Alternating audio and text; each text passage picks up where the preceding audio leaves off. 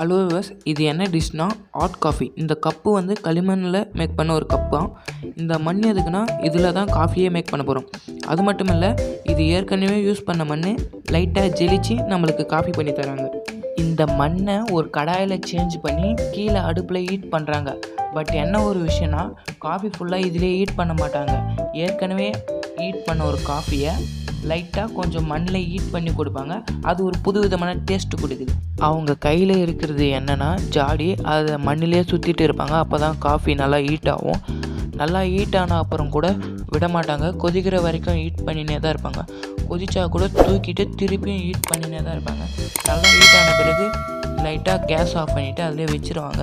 இந்த டைமில் என்ன பண்ணுவாங்கன்னா, நம்ம குடிக்க போகிற காஃபி கப்பில் டெக்கரேஷனுக்காக சாக்லேட்டு லைட்டாக தடவி கொடுப்பாங்க. அதுவும் இல்லாமல் அது கொஞ்சம் இனிப்பாக இருக்கணும்னு நாட்டு சர்க்கரை ஆட் பண்ணிப்பாங்க. எக்ஸ்ட்ரா கொஞ்சம் ஹீட் பண்ணி கப்பில் ஊற்றுவாங்க. லைட்டாக கலக்கி திருப்பியும் காஃபி ஊற்றுவாங்க. லாஸ்ட்டாக பூஸ்ட் ஆட் பண்ணிப்பாங்க. பூஸ்ட் ஆட் பண்ணி நம்மக்கிட்ட கொடுப்பாங்க. டேஸ்ட்டு சூப்பராக இருக்கும். சாதாரண காஃபிக்கும் இதுக்கும் ரொம்பவே வித்தியாசமாக இருக்குது. டேஸ்ட்டு ஒரு ஃபீல் தனியாக கொடுக்குது.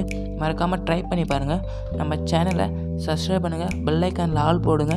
அதுவும் இல்லாமல் இந்த வீடியோவுக்கு ஒரு லைக்கை தட்டி விடுங்க. Okay, tata, by.